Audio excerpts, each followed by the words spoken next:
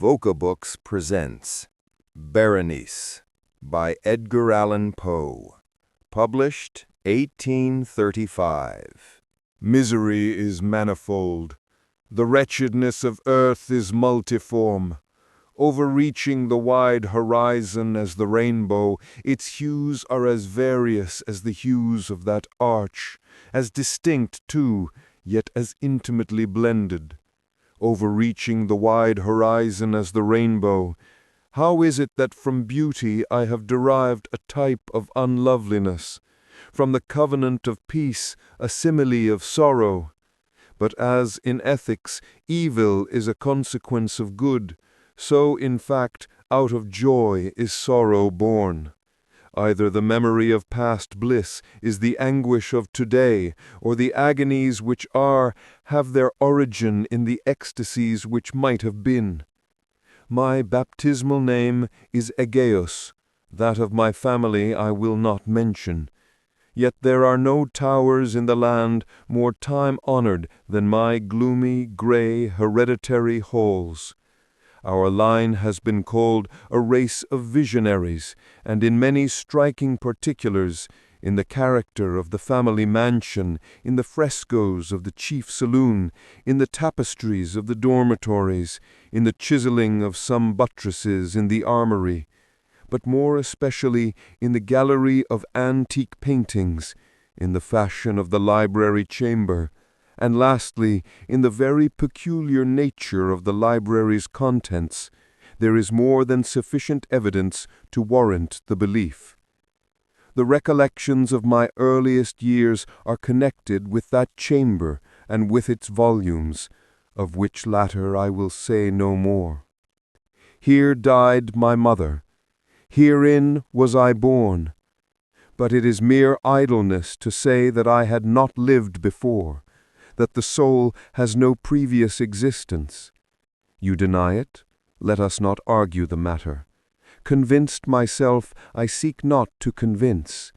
There is, however, a remembrance of aerial forms, of spiritual and meaning eyes, of sounds, musical yet sad, a remembrance which will not be excluded, a memory like a shadow, vague, variable, indefinite, unsteady, and like a shadow, too, in the impossibility of my getting rid of it while the sunlight of my reason shall exist. In that chamber was I born, thus awaking from the long night of what seemed but was not nonentity, at once into the very regions of fairyland, into a palace of imagination, into the wild dominions of monastic thought and erudition. It is not singular that I gazed around me with a startled and ardent eye, that I loitered away my boyhood in books, and dissipated my youth in reverie. But it is singular that as years rolled away, and the noon of manhood found me still in the mansion of my fathers, it is wonderful what stagnation there fell upon the springs of my life. Wonderful how total an inversion took place in the character of my commonest thought. The realities of the world affected me as visions, and as visions only, while the wild ideas of the land of dreams became in turn not the material of my everyday existence, but in very deed that existence utterly and solely in itself. Berenice and I were cousins, and we grew up together in my paternal halls. Yet differently we grew. I, ill of health and buried in gloom; she, agile, braceful, and overflowing with energy. Hers the ramble on the hillside, mine the studies of the cloister. I living within my own heart, and addicted, body and soul, to the most intense and painful meditation; she roaming carelessly through life with no thought of the shadows in her path or the silent flight of the raven-winged hours. Berenice, I call upon her name, Berenice, and from the gray ruins of memory 1,000 tumultuous recollections are startled at the sound. Ah, vividly is her image before me now, as in the early days of her light-heartedness and joy. O gorgeous yet fantastic beauty! O sylph amid the shrubberies of Arnheim! O naiad among its fountains! And then all is mystery and terror, and a tale which should not be told. Disease, a fatal disease, fell like the simoon upon her frame, and, even while I gazed upon her, the spirit of change swept over her, pervading her mind, her habits, and her character, and in a manner the most subtle and terrible, disturbing even the identity of her person. Alas, the destroyer came and went, and the victim, where is she? I knew her not, or knew her no longer, as Berenice. Among the numerous train of maladies superinduced by that fatal and primary one, which effected a revolution of so horrible a kind in the moral and physical being of my cousin, may be mentioned as the most distressing and obstinate in its nature, a species of epilepsy, not unfrequently terminating in trance itself, trance very nearly resembling positive dissolution, and from which her manner of recovery was in most instances startlingly abrupt. In the meantime, my own disease, for I have been told that I should call it by no other appellation, my own disease, then, grew rapidly upon me, and assumed finally a monomaniacal character of a novel and extraordinary form, hourly and momentarily gaining vigor, and at length obtaining over me the most incomprehensible ascendancy. This monomania, if I must so term it, consisted in a morbid irritability of those properties of the mind, in metaphysical science termed the attentive. It is more than probable that I am not understood, but I fear, indeed, that it is in no manner possible to convey to the mind of the merely general reader an adequate idea of that nervous intensity of interest with which, in my case, the powers of meditation, not to speak technically, busied and buried themselves in the contemplation of even the most ordinary objects of the universe. To muse for long unwearied hours, with my attention riveted to some frivolous device on the margin or in the typography of a book, to become absorbed for the better part of a summer's day in a quaint shadow falling aslant upon the tapestry or upon the floor, to lose myself for an entire night in watching the steady flame of a lamp or the embers of a fire, to dream away whole days over the perfume of a flower, to repeat monotonously some common word until the sound, by dint of frequent repetition, ceased to convey any idea whatever to the mind, to lose all sense of motion or physical existence by means of absolute bodily quiescence long and obstinately persevered in. Such were a few of the most common and least pernicious vagarities induced by a condition of the mental faculties, not indeed altogether unparalleled, but certainly bidding defiance to anything like analysis or explanation. Yet let me not be misunderstood.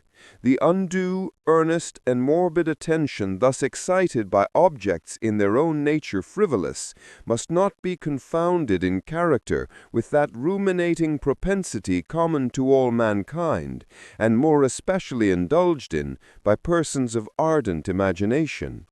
It was not even, as might be at first supposed, an extreme condition or exaggeration of such propensity, but primarily and essentially distinct and different. In the one instance, the dreamer or enthusiast, being interested by an object usually not frivolous, imperceptibly loses sight of this object in a wilderness of deductions and suggestions issuing therefrom, until, at the conclusion of a daydream, often replete with luxury, he finds the incitantimum, or first cause of his musings, entirely vanished and forgotten. In my case, the primary object was invariably frivolous, although assuming through the medium of my distempered vision a refracted and unreal importance. Few deductions, if any, were made, and those few pertinaciously returning in upon the original object as a center. The meditations were never pleasurable, and at the termination of the reverie, the first cause, so far from being out of sight, had attained that supernaturally exaggerated interest which was the prevailing feature of the disease. In a word, the powers of mind more particularly exercised were, with me, as I have said before, the attentive, and are, with the daydreamer, the speculative.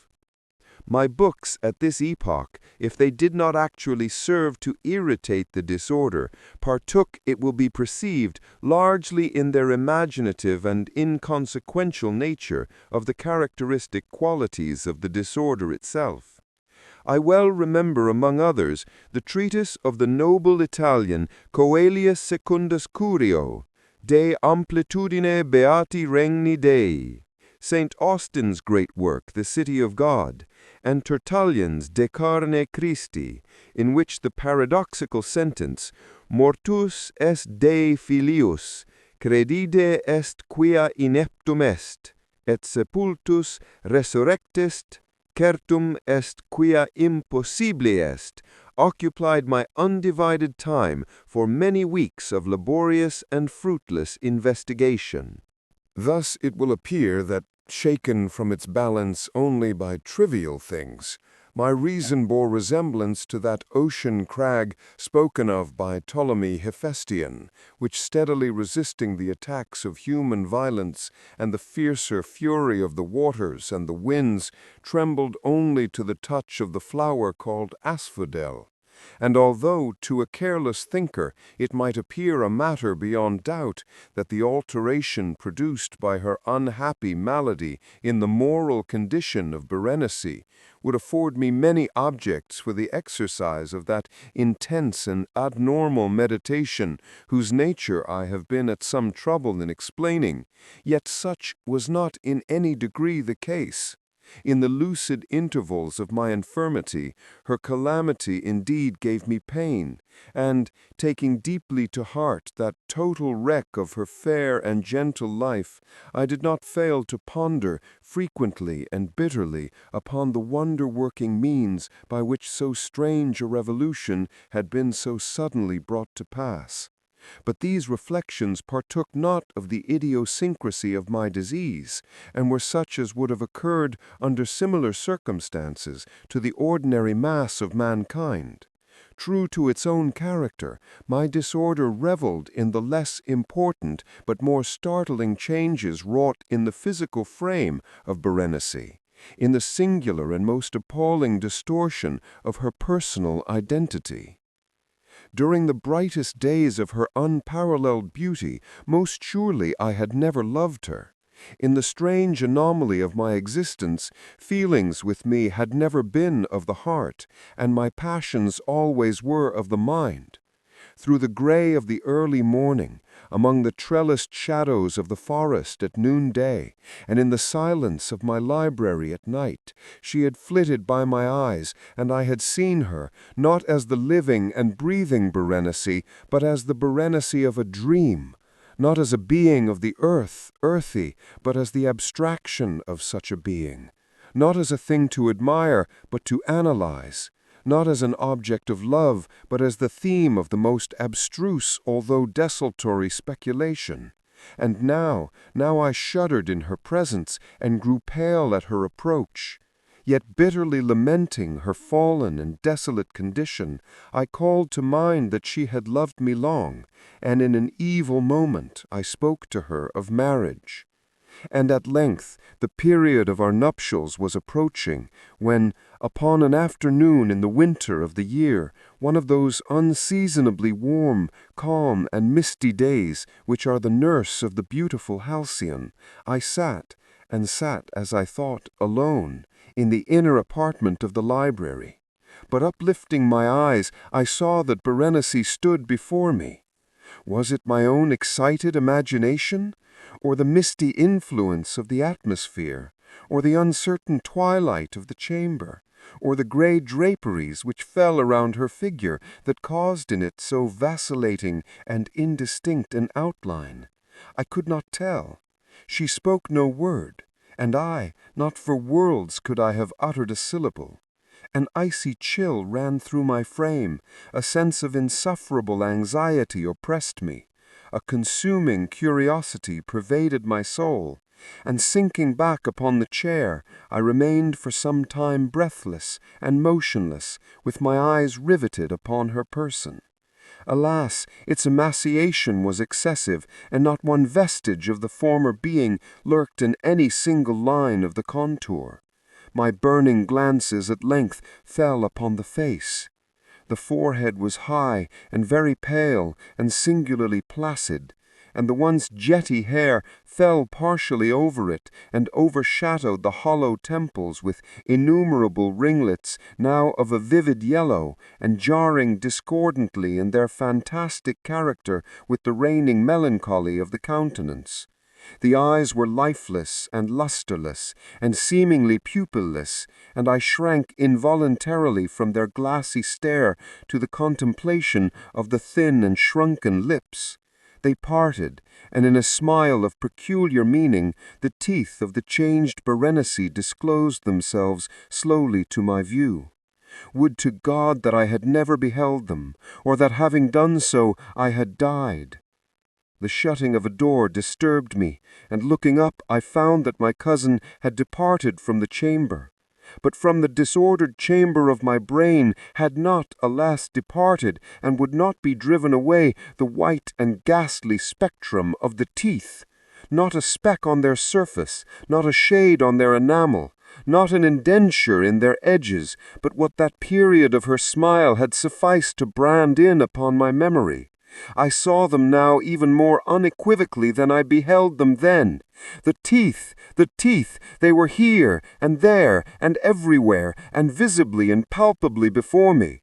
Long, narrow, and excessively white, with the pale lips writhing about them as in the very moment of their first terrible development. Then came the full fury of my monomania, and I struggled in vain against its strange and irresistible influence. In the multiplied objects of the external world I had no thoughts but for the teeth. For these I longed with a frenzied desire. All other matters and all different interests became absorbed in their single contemplation.